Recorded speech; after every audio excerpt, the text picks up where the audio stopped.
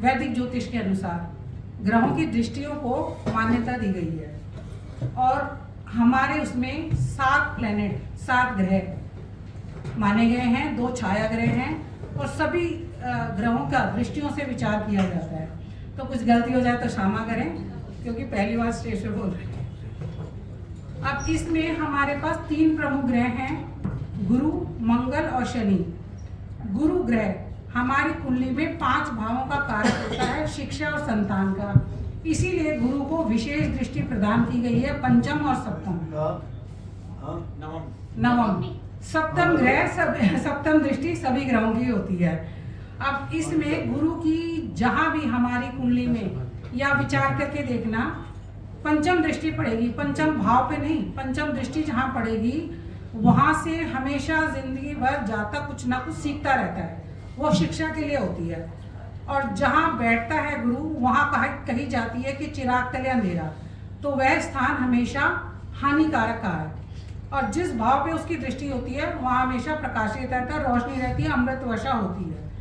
अब इसी तरह जो कहा भी गया है कि जैसी दृष्टि वैसी सृष्टि, तो सारा खेल हमारी कुंडली में ग्रहों की दृष्टियों का होता है। जहां बैठता है उससे ज़्यादा विचार हमें किसी भी ग्रह की दृष्टि का विचार करना चाहिए। अब पंचम भाव से हमें जिंदगी भर सीखने को मिलता है, सप्तम भाव सभी ग्रहों की होती है और गुरु की दृष्टि विशेष शुभ होती है। नवम गुरु की जहाँ भी दृष्टि होगी, जिस भी भाव पर आएगी, उससे संबंधित रिश्तेदार या हमारे लिए भाग्यशाली होंगे और वह चीज़ हमें भाग्य से मिलेगी। जैसे यदि आप लोग अपनी कुंडली पे विचार करें, गुरु की दृष्टि अगर चतुर्थ भाव पर है, कहीं से भी पड़ रही है, तो आपको संपत्ति, प्रॉपर्टी, माँ का सुख मिलेगा ही मिलेगा, भाग्य से मिलेगा। और माँ आपके लिए, परिवार वाले आपके लिए हमेशा भाग्यशाली रहेंगे। तो ये हो गया गुरु की 3 दृष्टियाँ।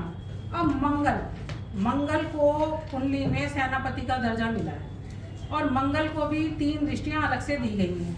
अब मंगल एक क्रूर प्लेनेट है, पाप ग्रह है। कहते हैं एक ऊर्जा जो हमारे शरीर में खून है, एक्टिवनेस जो भी है, वो मंगल के कारण ही होती है। अब जीवन में संघर्ष भी मंगल ही दिखाता है। अब जो देश की रक्षा करने वाला ग्रह है, देश का सेनापति है, वो मंगल है।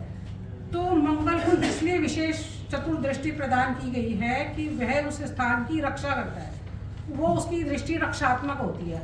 वहाँ उसका अपना अधिकार होता है कि जिस भी चतुर्थ दृष्टि जिस भी भाव पर आएगी, वो उसको वहाँ प्रोटेक्शन करता है कि ये मेरा घर है और मुझे इसकी रक्षा करनी है, इसको बचाना है। अब जैसे वैसे तो चतुर्दृष्टि उसकी मानी गई है, वो प्रोटेक्शन के लिए मानी गई है। सप्तम दृष्टि मंगल की जहाँ भी आएगी वहाँ उसका हमेशा टकराव होगा। अब जैसे मंगल को लगन में है तो वो सपत्नी से हमेशा जीतने की कोशिश करेगा, एक मतलब डेयरिंग दिखाएगा कि मुझे जिद होगी कि जीतना है, मतलब सामने वाला विपक्षी पार्टी तुम जीत कैसे सकते हो। तो जहां भी मंगल की सप्तम दृष्टि आएगी वहां वो टकराव होगा हमेशा। और तीसरी दृष्टि मंगल की अष्टम दृष्टि है, जो उसकी अपना घर होता है, अपना कारक दृष्टि है। लेकिन 8वां भाव या वृश्चिक राशि अंधकार का है, पाताल का है, तो वहाँ मंगल ही एक ऐसा ग्रह है जो बिना कुछ मतलब सोचे विचारे कूद जाता है कि आगे क्या है, सेनापति नहीं देखेगा, उसे युद्ध में उतरना है तो वो आगे लड़ेगा ही। तो अष्टम दृष्टि जिस भी भाव पर आएगी वहाँ उसकी डेयरिंग रहेगी, संघर्ष रहेगा, उस जीवन में अचानक क्या घटना होगी उसे किसी को भी हमें कुछ भी नहीं पता, तो वहाँ हमेशा नेगेटिव रहेगा। चतुर्थ दृष्टि प्रोटेक्शन वाली है, चतुर्दृष्टि प्रोटेक्शन देगी और उसकी सप्तम दृष्टि डेयरिंग, जीतने की जिद रहेगी और 8वीं दृष्टि से उसको संघर्ष रहेगा। अब इसमें तीसरा ग्रह हमारा कर्म कारक और जो कार्मिक प्लेनेट है वो है शनि। और शनि को कार्मिक प्लेनेट कहा भी गया है कि पुराने जन्म में जो भी हमारे पेंडिंग कर्मा थे वो शनि हमारे को इस जन्म में हमें पूरा करना है, जिस भी भाव में बैठा है। शनि की भी 3 दृष्टियां हैं, तीसरी, सप्तम और दसम दृष्टि। कर्म का भाव का स्वामी है, इसलिए उसको दसम दृष्टि विशेष प्रदान की गई है। तीसरी दृष्टि जहाँ भी शनि की पड़ेगी वहाँ आप भी देखोगे जिस भी रिश्ते पर होगी, जिस भी भाव पर होगी, वहाँ हमेशा में उस रिश्ते को निभाने के लिए, बचाने के लिए संघर्ष करना पड़ेगा, मेहनत करना पड़ेगा। तीसरी जो ग्रह है वो हमारा भाव का बाजुओं का है, संघर्ष का है, मेहनत का है, पराक्रम का है।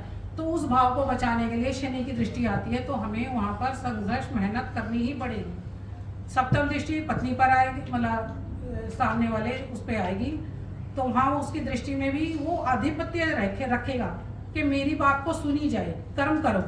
दसम दृष्टि जिस भी भाव पर आएगी वहाँ से संबंधित जीवन में हम सभी को कर्म का सहारा लेना पड़ेगा, कुछ ना कुछ कर्म उसी भाव से संबंधित करना पड़ेगा जिस भाव पर शनि की दसम दृष्टि आएगी। तो ये 3 दृष्टियाँ इस प्रकार 3 ग्रहों को दी गई हैं, गुरु, मंगल और शनि। तो आप सभी इसके विद्वान हैं, सभी जानते हैं कि दृष्टियों का महत्व वैदिक ज्योतिष में ज़्यादा है और लाल किताब में दृष्टियों को नहीं माना जाता, फिर भी वहाँ अष्टम दृष्टि होती है टकराव की, लेकिन यहाँ पर 3 दृष्टियाँ 3 ग्रहों की मानी गई है। बस बहुत बहुत धन्यवाद। आपने बहुत ही कम समय में बहुत ही अच्छी जानकारी दी। गुरु ग्रह जो कि देव गुरु के नाम से कहा जाता है और सभी ग्रहों में राजा हैं, उनका विशेष आपने बताया दृष्टि के विषय पर। अभी मैं जिन्हें आमंत्रित करना चाहता हूँ नीता शर्मा जी। तो नीता शर्मा जी से निवेदन है कि वो हमें ज्ञान रूपी वर्षा करे, लेकिन उससे पूर्व अभिमन्यु जी से पुनः कहना चाहूंगा नीता जी के स्वागत में 2 लाइनें रखें, विशेष रूप से अभिमन्यु जी। हेलो, मैं पूछ रहा हूं कि मेरी मंजिल कहाँ है।